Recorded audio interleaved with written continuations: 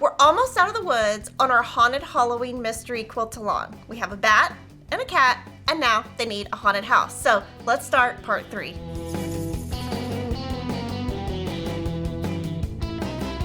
Download part 3 at Fat Quarter Shop. If you're just creeping in now, you'll find all the free patterns there to catch up. I'm using the Halloween collection by Urban Chicks and Moda.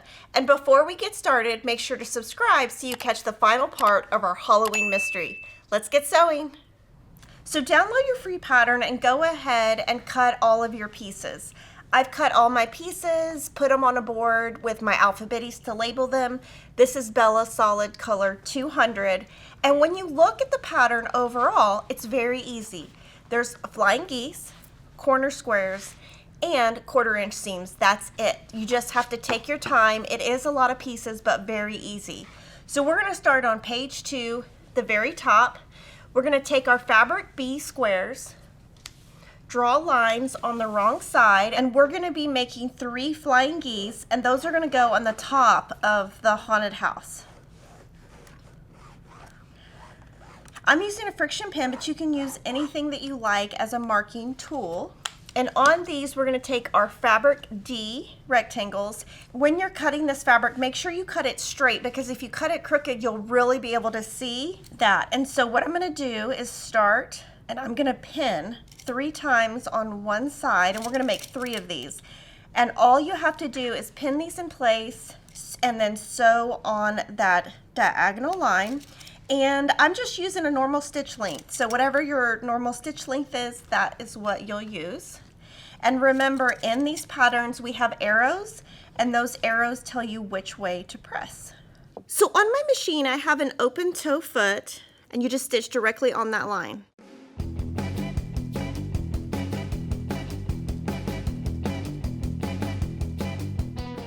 And you'll notice I sewed, and now I'm going to take the pins off. I think that's going to give me a more accurate result. And from here, I'm going to trim 1/4 inch away. And I didn't use glue this time because I could save these pieces and use them for something else. So I used pins today instead of glue. I prefer to use glue on my pieces that are smaller. And from here, we're going to press toward the white. So set your seam and then press toward the white and just put the edge of your iron right on that seam. And then I'm going to add to the other side. It doesn't matter which side you start with on flying geese. You can either add the left side or the right side. It'll all come out the same. I'm putting in 3 pins because that will keep each corner stable and keep it in line so that you get an accurate stitch.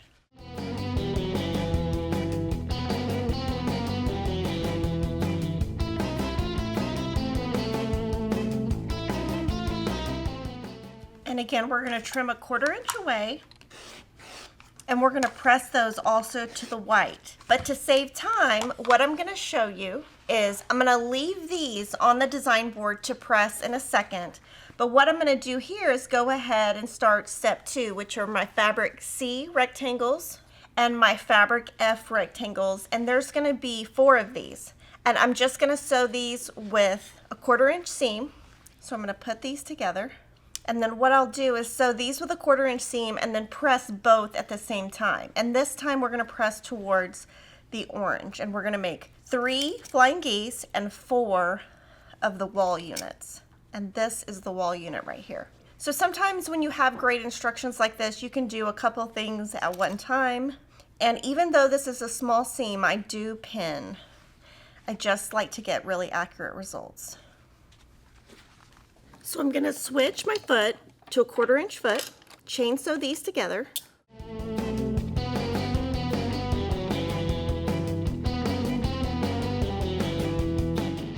So you'll have to comment and let me know in the comments, do you combine steps or do you just stay on one step at a time? I kind of find that if the instructions are written really well, I can do 2 steps at a time. If my instructions are not very thorough, then I can't. And then here I'm going to press my seam flat and then press to one side. And so you can see if you would have cut this crooked, you would really be able to see it. So sometimes with directional prints, you have to be a little bit more careful. Now from here, before I go on, this should measure 3.5 by 6.5. So I'm actually going to take my 6.5-inch square Creative Grids ruler, put my line on 3.5 right here, make sure my center is on this white line, and trim. That's just going to make it exactly 3.5 by 6.5, which is going to help you later. You just want to make sure you keep that 1/4 inch seam right there. This is kind of an extra step you don't have to do, but this is what I do at home. And technically, if I sewed 100% correct or cut 100% correct, I wouldn't have to do this.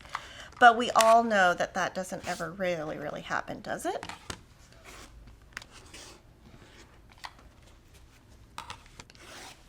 So I'm going to leave those on the board. Okay, so we have step 1 and step 2 done. Now what we're going to do is we're going to make 4 windows using fabrics L and fabric J's. So those are going to go together and we're going to make 4 of those. But a similar step over here is we're going to make 1 door using the fabric K and fabric I's. So since page 2 and page 3, very similar instructions right here, we're going to combine those steps. So I'm going to draw my line on the wrong side, and these I'm going to glue down because they're smaller. So this is my door, and these hopefully don't overlap. Well, this one does overlap, so I can't add this one yet. So I'll just put this on my board, and then these also will overlap. So we'll have to do these in 2 steps.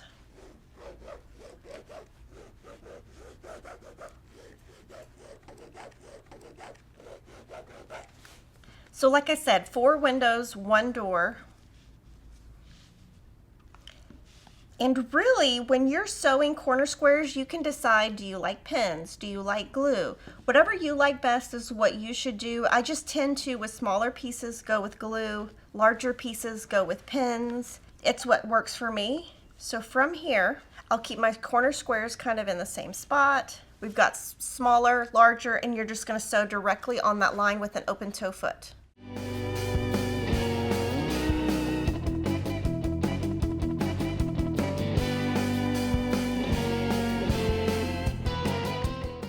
I am going to look at my pressing arrows, and those all look like I pressed toward the orange. So you just trim a 1/4 inch away. Now your pieces that have glue on them, you can't use those.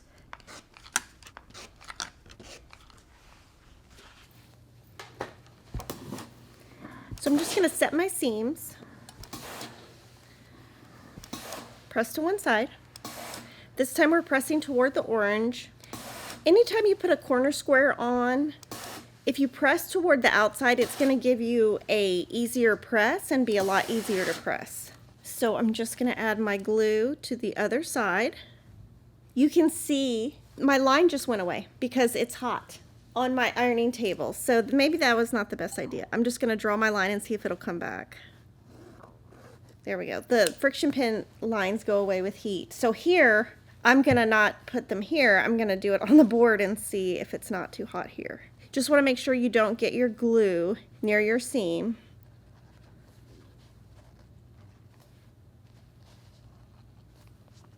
And then after this, I think this will be most of our corner squares. And just put the lid back on when you're not using it.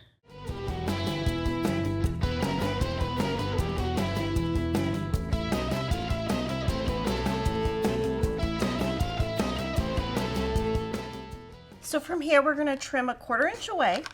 Corner squares are pretty easy. They just take a little bit of time. So just take your time to make your doors and windows. And again, we're going to press this toward the orange.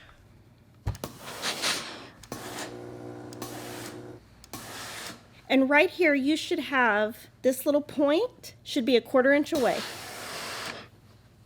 Now one thing I'm going to do is this should be a 2.5 inch. So when you do corner squares, sometimes you have a little bit excess from the square. So I'm going to trim that up so that it's 2.5 on that corner. I have never been able to get corner squares exact. So this helps me on the next step. Just make sure you're not chopping down that 1/4 inch seam right there. So these are 2.5, so I just take a 2.5 inch wide ruler. And this one should be 3.5. And that one looks like I got it on there pretty good. Very little waste. Okay, so now we have step 3 done and part of the next page. So what we're going to do is we're going to take our smaller window units, we're going to place those there, and we're going to put fabric G rectangles. So 4 on the left, 4 on the right. And what I'm going to do here, I'm going to pin both sides. And the reason I'm going to pin both sides is your seams won't touch each other. So I always pin at the beginning and the end and then throughout. And since I trimmed this, you won't see anything kind of sticking out. So you can do one side, turn it over, do the other side, and then I'm just going to sew these with a 1/4 inch seam. But I'm also going to go to page 3 to see if there's anything I can do on page 3 that would speed up assembly. So again, we're making 4 of these window units, and these are just going to be straight 1/4 inch seams. So I'm going to go ahead, sew these together, and press toward the fabric G, which is my orange fabric. I'm going to switch to a 1/4 inch foot.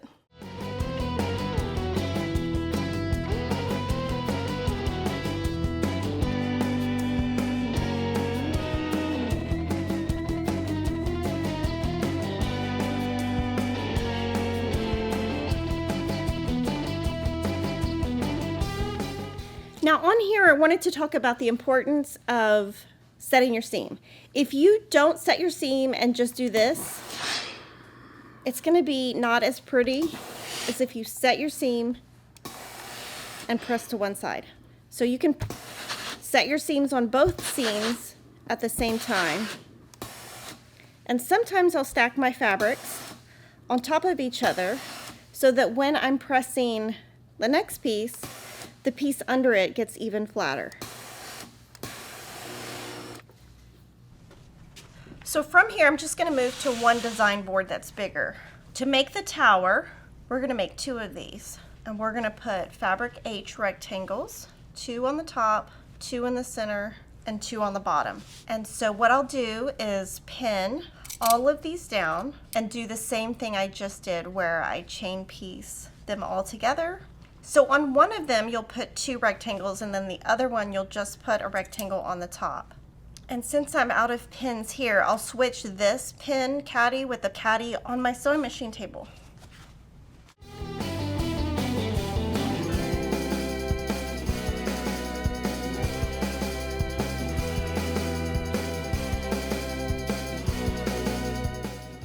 So from here, we're going to set all of these seams.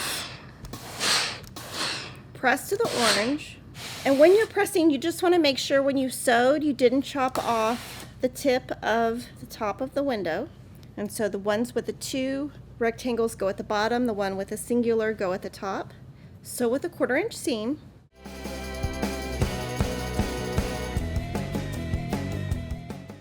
Again, press to the orange.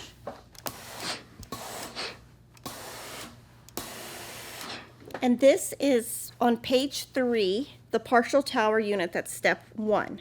When we look at step 2 on page 3, we're going to add to each side the wall units with the white at the top. So you've got white at the top, and of course all of your points are at the top. So the first thing I'm going to do is pin these, and it's going to be a lot of pinning. So again, just pin at the beginning, the end, and all throughout.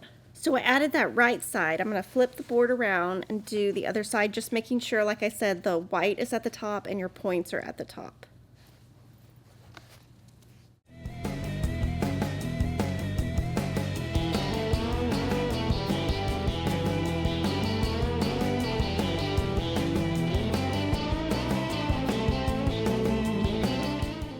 Now with this, I'm going to set my seam.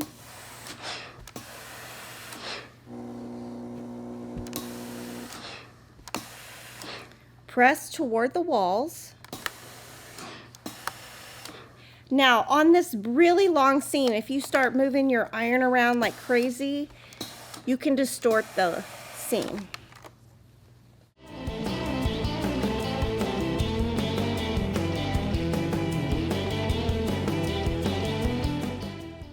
from here, we need to add the top of the tower. So you'll want to make sure that the flying geese goes upwards so that you're making the tower and it's not like this.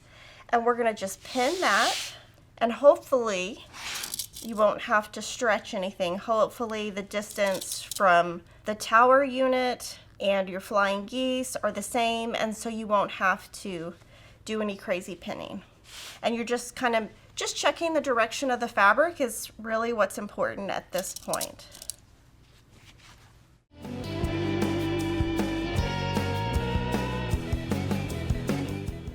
And we've got about a third done because we've got the sides done. Next, we're going to build the center section. So we're almost done. This one I pressed toward the bottom. And so earlier we already did the door. So now we can move to page 4. And I'm going to start just lining up the entire block. So these are our side units. This step right here will be your rectangle and your door, and then this will go together. But also at the top, you're going to have your fabric A rectangles here and your flying geese pointing up. So we can actually sew this seam and this seam. So I'm going to pin these two together, and when we press this, we'll press toward the orange. One great thing about this unit, this block, I guess, or all of part 3, is there's not a lot of seams that need to nest or meet up.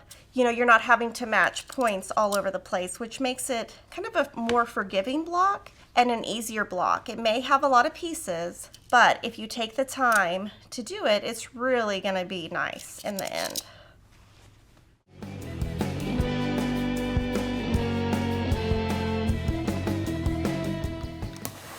Press toward the orange. Check your point to make sure you didn't chop it off. Press toward the white. And then you can come back to your design board. Make sure all your points are going to the top. And what we're going to do here is I'm going to sew this to this first, and then we'll add this piece and this piece. Oh, now right here, you do have a seam that lines up right here after I just said that. So you'll just nest this seam. Now I want to show you a little tip that I do when I have long pieces like this. This will tend to go in and this will tend to go in. So I will add a pin here and a pin here, and that way when you're sewing, the edges stay nice.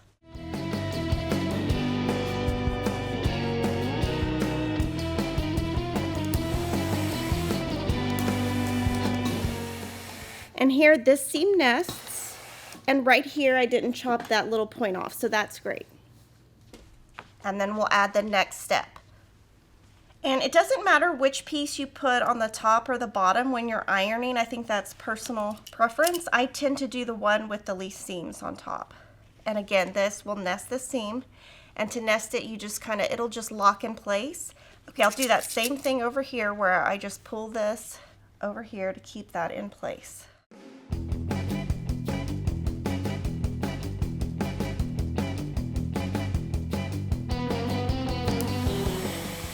And on the back, I noticed that's not flat, so I'm going to fix that.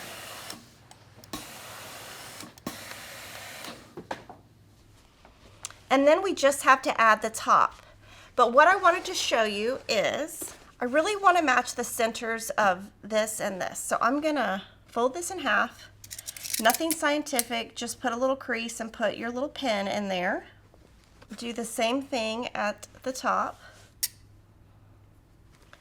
Match your pins, and it looks like our fabric A's are cut too long. So I'm going to look at that real quick. So if I go to page 1, my A's should be 3.5 by 5, and they're cut too big. So that's fine. I think they were just cut too wide by 1/2 inch, which is great. That's why I lined up the center. So I'm going to sew this, and then we'll trim this off.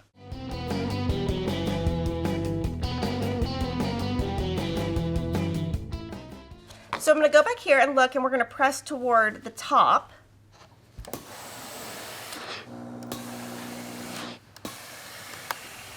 And right here, it kind of looks like there's a little duck pleat, like I could put my finger under there, so I'm going to kind of pull that. And so I think all of us sometimes cut the wrong fabric, so sorry about that, guys. I'm gonna trim my block. And I would have done this anyway, so this little extra part will just come off. And if I wasn't a pinner and I just went to sew this, I would not have caught that.